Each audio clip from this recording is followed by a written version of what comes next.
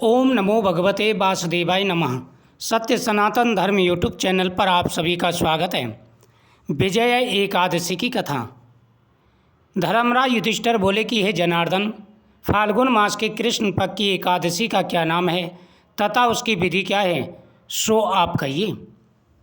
धर्मराज युधिष्ठिर ने भगवान कृष्ण से पूछा कि प्रभु, फाल्गुन मास के कृष्ण पक्ष की एकादशी का क्या नाम है। भगवान ने कहा कि हे राजन, आपने बहुत ही अच्छा प्रश्न किया है। फाल्गुन मास के कृष्ण पक्ष की एकादशी का नाम विजय है। इसके व्रत के प्रभाव से मनुष्य को विजय मिलती है।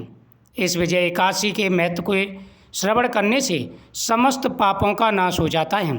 हे राजन, जो भी पूरी श्रद्धा भाव से एकादशी के दिन व्रत करते हैं उनकी हर मनोकामना पूरी हो जाती है। सबसे पहले सुबह स्नान करने के बाद में भगवान का पूजन करें, भगवान के सामने संकल्प करें और पूरे नियम के साथ में एकादशी के व्रत का पालन करें। एकादशी के दिन कथा का श्रवण करें तथा भगवान शिव का पूजन करें और घर में चावल ना बनाए, तामसिक भोजन नहीं बनना चाहिए। एकादशी के दिन पूरे नियम के साथ में अगर व्रत करते हैं तो मनोकामना पूरी हो जाती है। भगवान श्री कृष्ण बोले, हे राजेश्वर, फाल्गुन मास के कृष्ण पक्ष की एकादशी का नाम विजय है। इसके व्रत के प्रभाव से मनुष्य को विजय मिलती है। इस विजय एकादशी के महत्व के सुनने व पढ़ने से समस्त पापों का नाश हो जाता है। एक समय देव ऋषि नारद ने जगत पिता ब्रह्मा जी से पूछा, आप मुझे फाल्गुन मास के कृष्ण पक्ष की एकादशी के बारे में बताइए। ब्रह्मा जी बोले कि हे नारद, विजय एकादशी का व्रत प्राचीन तथा नए पापों को नष्ट करने वाला है। यह समस्त मनुष्यों को विजय प्रदान करता है। त्रेता युग में जब श्री रामचंद्र जी को 14 वर्ष के लिए वनवास हो गया था, तब वह श्री लक्ष्मण जी तथा जानकी जी सहित पंचवटी में निवास करने लगे। उस जगह रावण ने श्री सीता जी का हरण किया था। इस दुखपूर्ण समाचार से श्री राम जी अत्यंत व्याकुल हुए और श्री सीता जी की खोज में चल दिए। हे नारद, जब भगवान श्री रामचंद्र जी को 14 वर्ष का वनवास लगा था तो उस समय भगवान श्री रामचंद्र जी बड़े परेशान और दुखी थे और उस समय वह लक्ष्मण जी के साथ में वन में व्याकुल होकर घूमने लग गए थे। घूमते घूमते वे मरणासन्न जटायु के पास पहुँचे।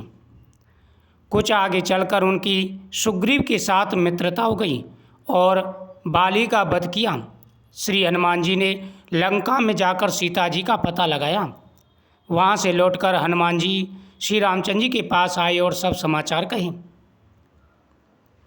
श्री रामचंद्र जी ने सुग्रीव की सम्मति लेकर वानर भालुओं की सेना लंका प्रस्थान के लिए निकल पड़ी। जब श्री रामचंद्र जी समुद्र के किनारे पहुँचे तब उन्होंने महान अगाध मगरमच्छों से युक्त समुद्र को देखकर श्री लक्ष्मण से पूछा कि लक्ष्मण, समुद्र को हम किस प्रकार पार कर सकेंगे। यानी जब श्री रामचंद्र जी को पता चल गया, वो तो अंतर्यामी थे, उनको तो सब पता था, लेकिन जब उनको पता चल गया कि रावण माता सीता का हरण करके ले गया है और वह समुद्र के बीच में रहता है, 100 योजन का अगाध समुद्र है, इसको किस प्रकार से पार किया जाए, तो वह लक्ष्मण जी से मंत्रणा करने लगे। श्री लक्ष्मण जी बोले, हे राम जी, यहाँ से करीब आधा योजन की दूरी पर कुमारी द्वीप पर बगदालम्ब नाम के मुनि रहते हैं। आप उनके पास जाकर इसका उपाय पूछिए। लक्ष्मण जी के वचनों को सुनकर श्री रामचंद्र जी बगदालम्ब ऋषि के पास गए और उनको प्रणाम करके बैठ गए। मुनि ने उनसे पूछा, हे राम जी, आप कहाँ से पधारे हैं। श्री राम जी बोले कि हे महर्षि, मैं अपनी सेना सहित यहाँ आया हूँ और राक्षसों को जीतने लंका जा रहा हूँ। आप कृपा करके समुद्र पार करने का कोई उपाय बताइए। बगदालम्ब ऋषि बोले, हे राम जी, मैं आपको एक उत्तम व्रत बतलाता हूँ। यदि आप उस व्रत को करते हैं तो विजय की प्राप्ति होगी और आपकी हर मनोकामना पूरी होगी, सारे संकट दूर हो जाएंगे। फाल्गुन मास के कृष्ण पक्ष की विजय एकादशी का व्रत करने से तुम समुद्र से अवश्य ही पार होगे और तुम्हारी विजय होगी।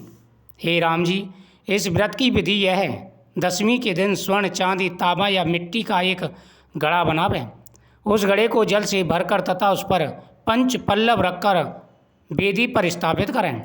घड़े के नीचे सतनजा 7 प्रकार का अनाज और ऊपर से जौ रखें। उस पर श्री नारायण भगवान की स्वर्ण प्रतिमा स्थापित करें। एकादशी के दिन स्नान आदि नित्य कर्म से निवृत्त होकर धूप दीप नैवेद्य नारियल आदि से भगवान की पूजा करके वह दिन भक्ति पूर्वक घड़े के सामने व्यतीत करें। रात्रि को भी उसी तरह बैठे रहकर जागरण करना चाहिए। द्वादशी के दिन नदी या तालाब के किनारे स्नान आदि से निवृत्त होकर उस घड़े को ब्राह्मण को दे देना चाहिए। हे राम, यदि तुम इस व्रत को सेनापतियों के साथ करोगे तो अवश्य विजय की प्राप्ति होगी। इसके पश्चात श्री रामचंद्र जी ने विधि पूर्वक विजय एकादशी का व्रत किया और उसके प्रभाव से लंका में राक्षसों पर विजय पाई। अतः हे राजन, जो मनुष्य इस व्रत को विधि पूर्वक करेगा उसे दोनों लोकों में विजय की प्राप्ति होती है। ब्रह्मा जी ने नारद से कहा कि हे पुत्र, जो कोई इस व्रत के महत्व को पढ़ता अथवा सुनता है उसे वाजपेयी यज्ञ का फल प्राप्त होता है। उनकी हर मनोकामना पूरी हो जाती है। जीवन में जो भी परेशानी है सारी परेशानियों का नाश हो जाता है। एकादशी का दिन भगवान विष्णु का दिन है। एकादशी के दिन भगवान विष्णु की पूजा करने से सभी प्रकार के मनोरथ पूरे हो जाते हैं। धन बढ़ता है, सुख समृद्धि बढ़ती है और सभी संकटों का नाश होता है। इस दिन घर में तामसिक भोजन नहीं बनना चाहिए। इस दिन घर के अंदर सात्विक भोजन बनाएं, भगवान को भोग लगाएं और भगवान के सामने चढ़ाए गए नैवेद्य प्रसाद खाना चाहिए। भगवान के सामने आरती करें, नैवेद्य चढ़ाएं, दीपक जलाएं और कथा का श्रवण करें। ओम नमो भगवते वासुदेवाय नमः मंत्र का जाप करें। इससे मनोकामना पूरी हो जाती है और जो भी जीवन में परेशानी आ रही हैं, जो भी जीवन में दिक्कतें आ रही हैं, सारी परेशानियों का नाश हो जाता है। भगवान प्रसन्न होकर के मन वांछित फल प्रदान करते हैं।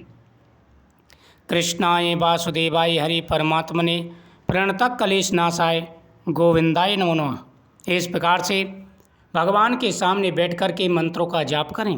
हर प्रकार की मनोकामना पूरी होगी और जो भी जीवन में परेशानी दिक्कत रुकावटें आ रही हैं सारी परेशानियां दूर हो जाएंगी। इस कथा का श्रवण करें, भगवान का आशीर्वाद प्राप्त होगा, आपकी मनोकामना पूरी होगी। ओम नमो भगवते वासुदेवाय नमः। द्वादशी के दिन व्रत का पारण करें, एकादशी को व्रत कथा का श्रवण करें तो सभी प्रकार की मनोकामनाएं पूरी हो जाती हैं। जय श्री कृष्ण।